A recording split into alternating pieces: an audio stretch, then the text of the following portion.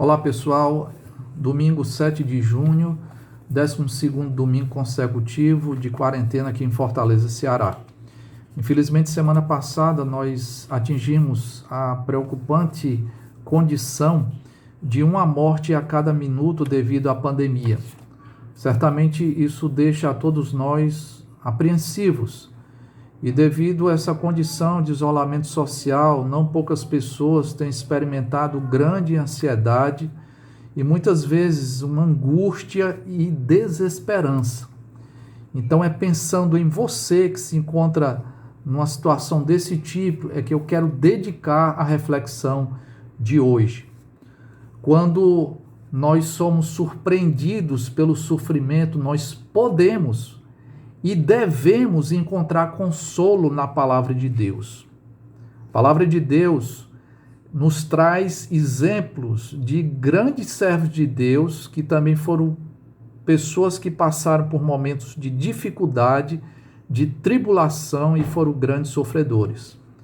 Nós nos identificamos com essas pessoas. É o caso de alguns dos salmistas que rasgaram a sua alma diante de Deus e que expuseram o nervo do seu coração de forma muito honesta, dizendo que estavam sofrendo horrivelmente muitas vezes e pedindo a intervenção de Deus nas suas vidas. E muitas vezes reclamando porque essa intervenção não acontecia de imediato. Nós nos identificamos, por exemplo, com Jó, e nós devemos bater a porta de Jó, porque Jó foi assim, um servo de Deus e também um grande sofredor, alguém que perdeu entes amados, alguém que perdeu a sua saúde e também a sua prosperidade material. Nós podemos também buscar ajuda em algum profeta do Antigo Testamento, como por exemplo o profeta chorão, que foi Jeremias, que foi testemunha ocular de calamidades indescritíveis nos seus dias, quando ele observou a destruição da sua amada cidade, Jerusalém, porque essa cidade havia se distanciado da verdade de Deus. Mas nós queremos também sermos conduzidos à história de duas servas de Deus, Ruth e Noemi, que foram mulheres que experimentaram em certa medida o sofrimento, mas que ao final foram agraciadas por Deus quando elas estavam lá no fundo do poço, especialmente Noemi. Então, para nossa instrução, eu quero ler o primeiro capítulo do livro de Ruth, um livro muito pequeno, apenas 4 capítulos, mas vamos nos deter apenas no primeiro capítulo, que diz: Nos dias em que julgavam os juízes, houve fome na terra, e um homem de Belém de Judá saiu habitar na terra de Moabe, com a sua mulher e seus 2 filhos. Este homem se chamava Elimeleque, e sua mulher Noemi. Os filhos se chamavam Malom e Quilion, efrateus de Belém de Judá. Vieram à terra de Moabe e ficaram ali. Morreu Elimeleque, marido de Noemi, e ficou ela com seus 2 filhos, os quais casaram com mulheres moabitas. Era o nome de uma Orfa e o nome da outra Ruth. E ficaram ali quase 10 anos. Morreram também ambos, Malom e Quilion, ficando assim a mulher desamparada de seus 2 filhos e de seu marido. Então se dispôs ela com suas noras e voltou da terra de Moabe, porquanto nesta ouviu que o Senhor se lembrara do seu povo, dando-lhe pão. Saiu, pois, ela com as suas 2 noras do lugar onde estivera, e indo elas caminhando de volta para a terra de Judá, disse-lhes Noemi: Ide, voltai cada uma à casa de sua mãe, e o Senhor use convosco de benevolência, como vós usastes com os que morreram e comigo. O Senhor vos dê que sejais felizes, cada uma em casa de seu marido. E beijou-as. Elas, porém, choravam em alta voz, e lhe disseram: Não, iremos contigo ao teu povo. Porém, Noemi disse: Voltai, minhas filhas, por que irias comigo? Tenho eu ainda no ventre filhos para que vos sejam por maridos? Tornai, filhas minhas, ide-vos embora, porque sou velha demais para ter marido. Ainda quando eu dissesse, tenho esperança, ou ainda que esta noite tivesse marido e houvesse filhos, esperá-los-ieis até que viesse a ser grandes? Abster-vos-ieis de tomardes marido? Não, filhas minhas, porque por vossa causa a mim amarga o teu Senhor descarregado contra mim a sua mão. Então, de novo choraram em voz alta. Orfa, com um beijo, se despediu de sua sogra, porém Rute se apegou a ela. Disse Noemi: eis que tua cunhada voltou ao seu povo e aos seus deuses. Também tu volta após a tua cunhada. Disse, porém, Rute: não me instes, para que te deixe e me obrigue a não seguir-te. Porque aonde quer que fores, irei eu, e onde quer que pousares, ali pousarei eu.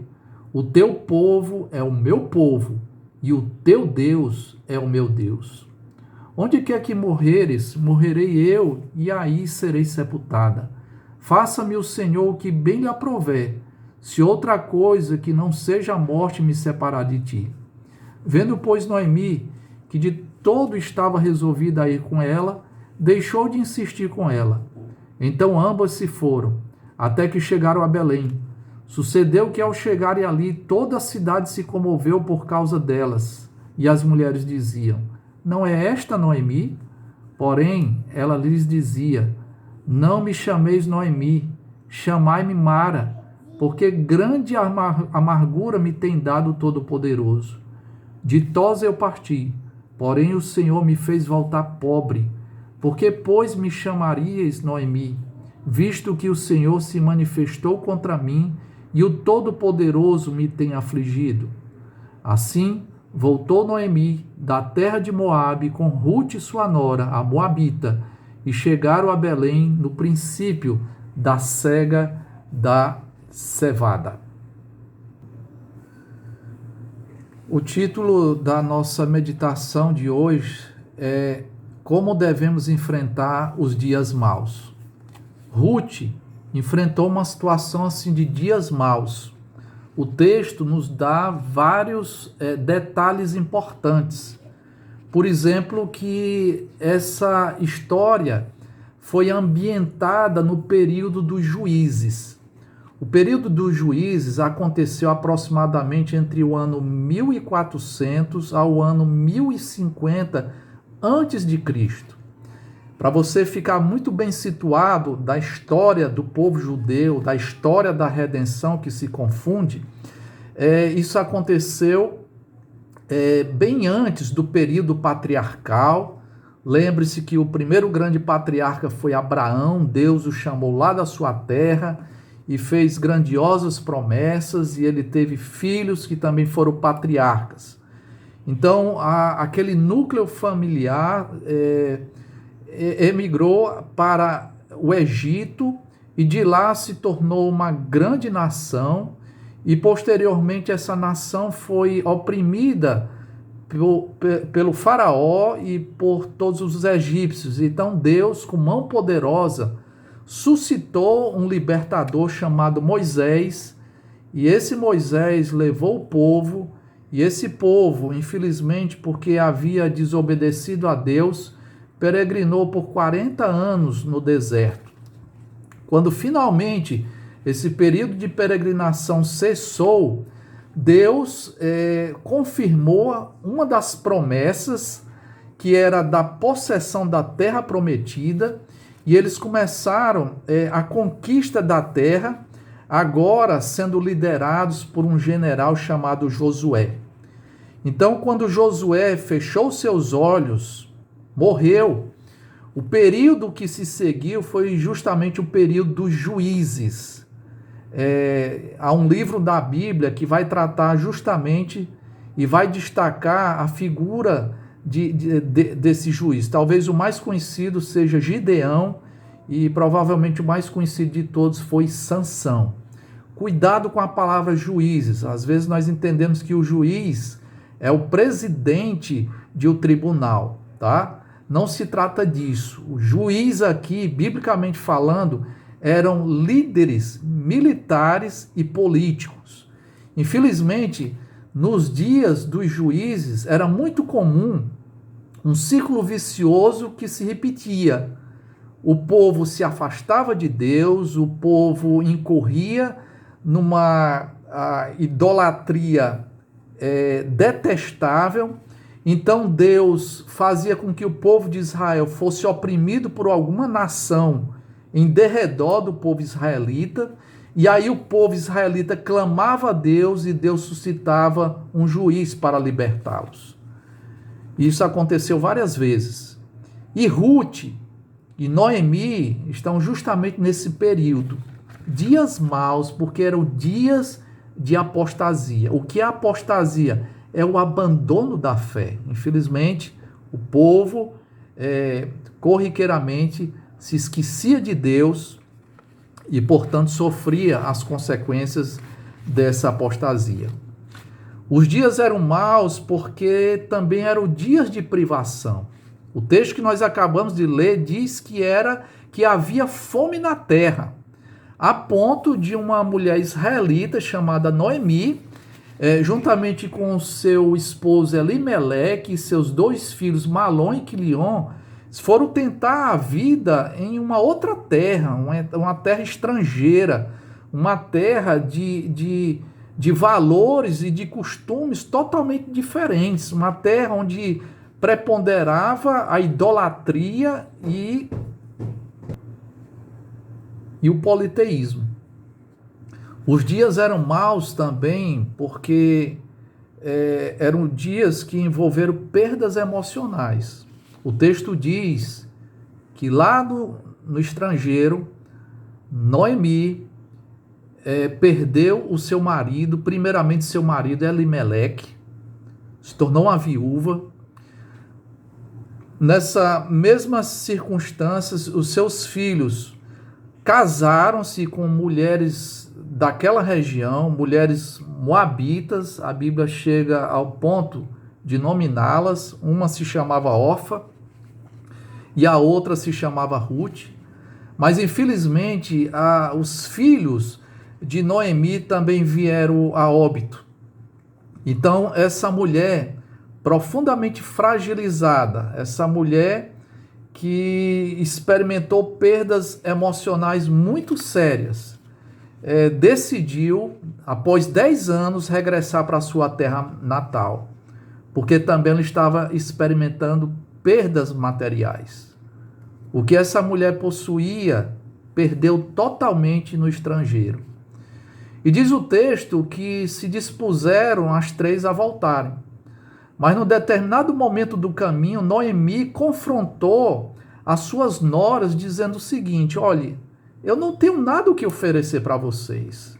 Vocês devem voltar para a sua terra, voltar para os seus deuses e constituírem família. Vocês não podem ficar à míngua, tal como eu estou.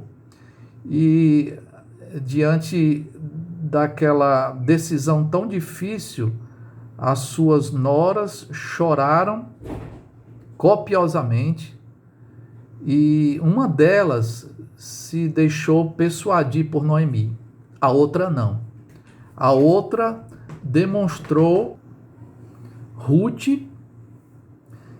resolveu romper com a sua antiga etnia, com os antigos valores culturais e também com a idolatria que era típica dos moabitas. Ela fez uma afirmação extraordinária. Ela disse para sua sogra Noemi: o teu povo é o meu povo, ou seja, o povo da aliança. O teu Deus é o meu Deus, o Deus da aliança. Veja a que ponto essa mulher chegou. Inclusive, isso quebra um paradigma que se defende muito nos nossos dias, que é impossível um relacionamento sadio entre sogra e nora. Nós temos aqui justamente o contrário. Até algumas pessoas fazem uma analogia: olha, o relacionamento entre sogra e nora é tão problemático quanto a convivência entre um gato e um rato. Mas as Sagradas Escrituras diz que é possível, e havia um relacionamento tão bonito, um relacionamento tão abnegado, que inspira nesse texto virtudes muito interessantes. Então, perceba que os dias eram maus, dias de apostasia, dias de privação, dias de perdas emocionais, dias de perdas materiais e, finalmente, dias de desesperança. Noemi, em 2 momentos nesse texto, vai deixar muito claro a sua visão pessimista em relação à providência de Deus. Ela diz, no versículo 3, porque por vossa causa a mim me amarga o ter o Senhor descarregado contra mim a sua mão. Ela entende que Deus havia pesado a sua mão sobre ela. E também no versículo 21, quando ela diz, ditosa eu parti, porém o Senhor me fez voltar pobre. Porque, pois, me chamaria Noemi, visto que o Senhor se manifestou contra mim e o Todo-Poderoso me tem afligido. Essa era a visão pessimista que Noemi, a partir daquele momento, de todas aquelas perdas que ela havia amargado, agora ela encarava a providência de Deus de uma forma muito carrancuda, como diz um dos poetas, sacros. Olhava para Deus com desconfiança, olhava para Deus como um inimigo. Só há uma coisa positiva nisso aí, é que ela sabia que a sua vida não era conduzida por um destino cego, não era conduzida pela sorte, não era conduzida pelo acaso. Ela sabia que Deus estava governando a sua vida. Nós chamamos isso de providência. O que é a obra da providência de Deus? Quando Deus criou todas as coisas do nada, começou a obra da sua providência. Ele, além de preservar aquilo que ele criou, ele também governa esse mundo, de tal forma que tudo o que acontece não é produto do acaso.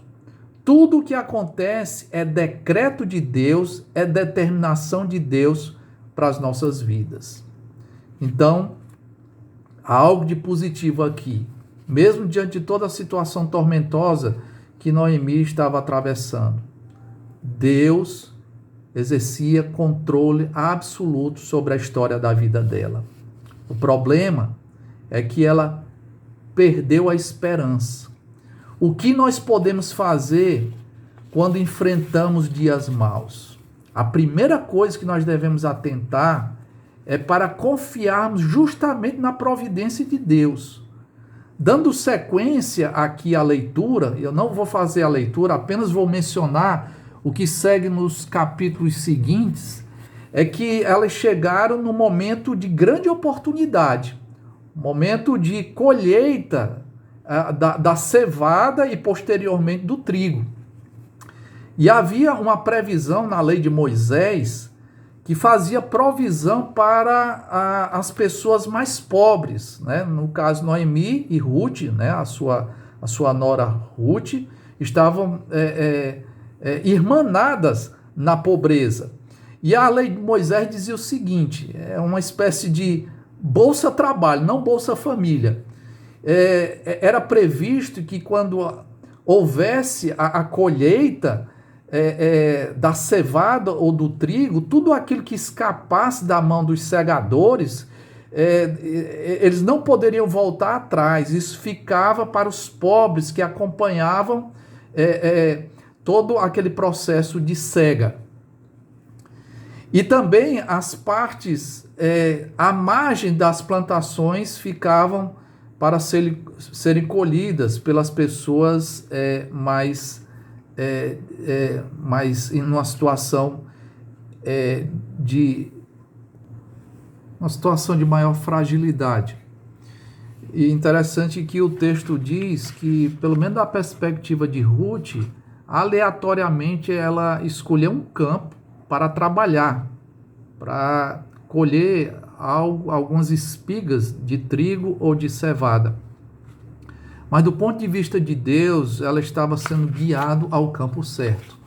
Porque naquele campo, ela vai se deparar com um homem muito próspero, mas também muito decente. Um homem honesto, um homem que temia a Deus e que respeitava as determinações do Deus Todo-Poderoso.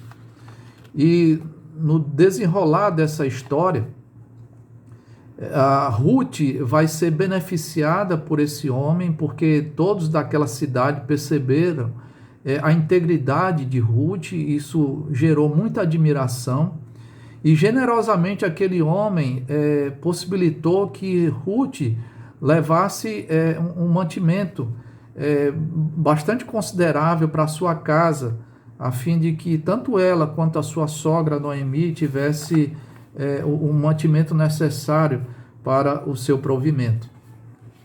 E posteriormente, o próprio Boaz, que era o dono daquela plantação, havia deixado claro para Ruth que ela não procurasse trabalhar em outros campos, que ela não se expusesse desnecessariamente, né? Então isso gerou conforto, isso gerou até admiração por parte de Ruth, e ela compartilhando essa bênção com Noemi, Noemi soube que se tratava de um parente chegado, e posteriormente esse parente acabou desposando Ruth, e o ponto é que mesmo que essa providência no primeiro momento fosse tão carrancuda e tivesse arrancado das mãos de Noemi tudo aquilo que ela mais valorizava, Deus, quando assim age, Ele não faz porque seja um Deus inimigo do seu povo, não porque seja um Deus que tenha prazer no sofrimento alheio, mas muitas vezes Ele tira de nós aquilo que nós mais valorizamos, inclusive pessoas da nossa família, para que nós possamos ocupar as nossas mãos com bênçãos que Ele considera mais importantes. Então, diante de dias maus, a primeira coisa que nós devemos fazer é confiar na providência de Deus. Em segundo lugar, precisamos ser pessoas sábias.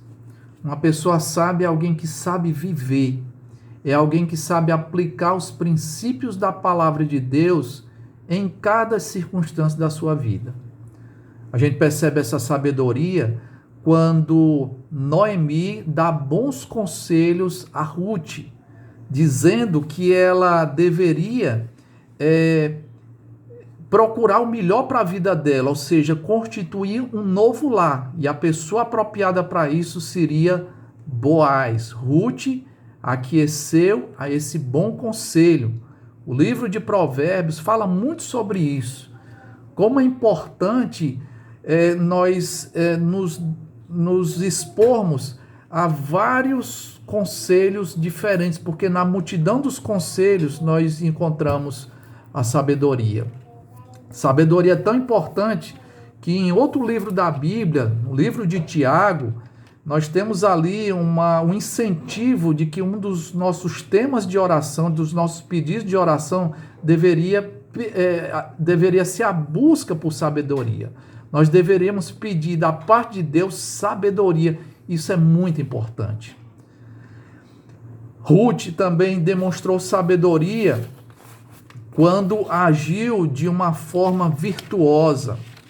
Essa serva de Deus, apesar de estrangeira, foi uma mulher que demonstrou fidelidade, foi uma mulher que demonstrou dignidade, foi uma mulher virtuosa, uma mulher trabalhadora, uma mulher recatada, que mesmo quando esteve numa situação convidativa, né, quando ela estava a sós com Boaz, o seu futuro marido, e ela certamente muito atraente, ela não atropelou o momento. Ela soube esperar para que no momento de casamento aquela esfera, aquela atmosfera um tanto quanto sexual fosse devidamente consumada no momento certo. Era uma mulher sábia. E nós precisamos dessa sabedoria. Porque diante de situações de tribulação, nós temos que trazer à memória princípios da palavra de Deus, como nós temos lá em Romanos, capítulo 8, versículo 28. Sabemos que todas as coisas cooperam para o bem daqueles que amam a Deus, daqueles que são chamados segundo o seu propósito. Não somente a bonança, mas a tribulação é conduzida por Deus para que nós tenhamos crescimento e amadurecimento espiritual. Nós precisamos dessa visão sábia da vida. Não é à toa que passamos por momentos difíceis, porque a tribulação traz grande crescimento espiritual para todos nós. Considere então o que essas atitudes de confiança na providência de Deus e também de um agir sábio proporcionou no final dessa história. Produziu para Ruth um encontro com um homem bom. Ela encontrou um novo lar. Para Boaz, o seu marido, toda aquela esfera de sabedoria fez com que eles desposassem uma mulher virtuosa.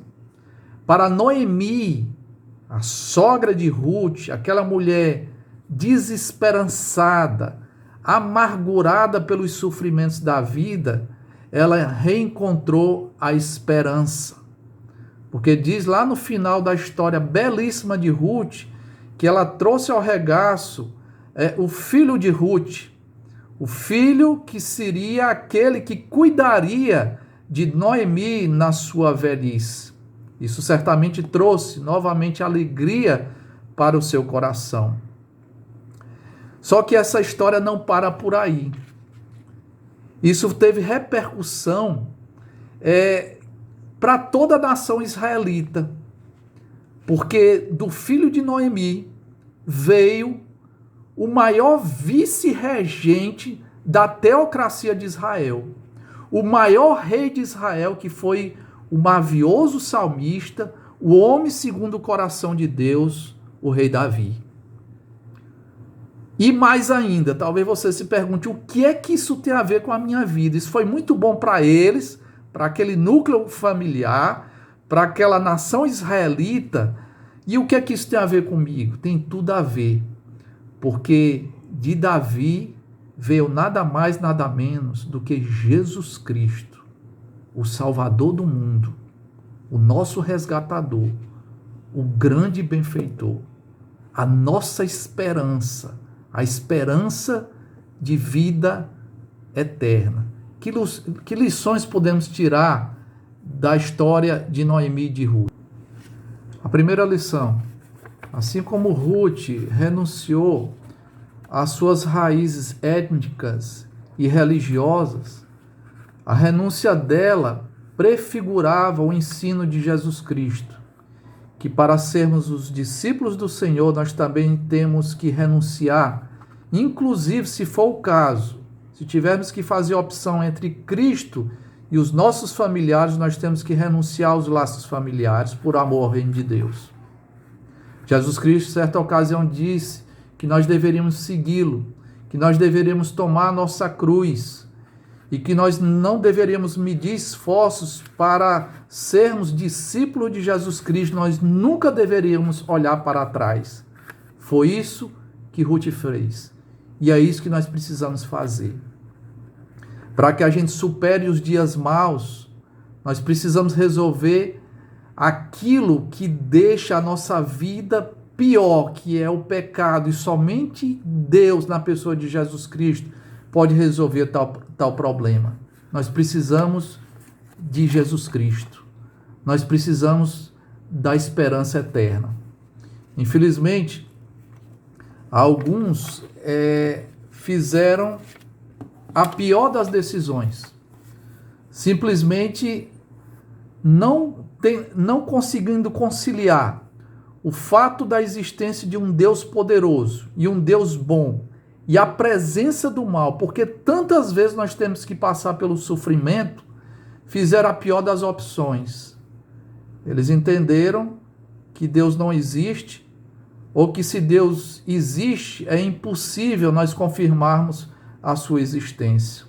Há vários casos, como o Daniel Radcliffe, que é um ator protagonista do personagem Harry Potter, o Drauzio Varela, também muito conhecido, o C. Ian McKellen, que foi o protagonista do filme do X-Men, ele representou o personagem do Magneto, ele também representou daquela trilogia do Senhor dos Anéis, ele foi o mago, né, Gandalf do Senhor dos Anéis. Então essas pessoas, elas diziam que se Deus não existe, melhor dizendo, se Deus existe, ele nunca fez ou fará parte da sua vida. O grande arquiteto, reconhecido mundialmente, o Oscar Niemeyer, que morreu aos 104 anos de idade, em 2012, era também ateu. Um outro ator, um galã, né, George Clooney, o galã de cabelos prateados, infelizmente ele dizia que não desperdiçaria a sua vida em busca de algo incerto, ou seja, a existência de Deus. Um outro ator muito conhecido, o Hugh Laurie, que é protagonista de uma série chamada Dr. House, que cresceu numa família presbiteriana. Esse ator também não acreditava na existência de Deus. Então, a Bíblia chama esse tipo de opção de insensatez. Diz o insensato no seu coração: não há Deus. Esse é o caminho do desespero. Esse é o caminho limitado do materialismo. Esse é o caminho que não traz paz para o coração. Nós precisamos de Jesus Cristo e nós precisamos renunciar a tudo aquilo que não é do agrado de Deus. Ruth fez isso. Em segundo lugar, a segunda lição que nós aprendemos com a história de Ruth, muito importante, é a visão sábia de que o servo de Deus não está blindado aos problemas do mundo. Às vezes nós vamos passar por situações muito difíceis. Às vezes uma situação de doença crônica, de perdas inclusive de entes amados,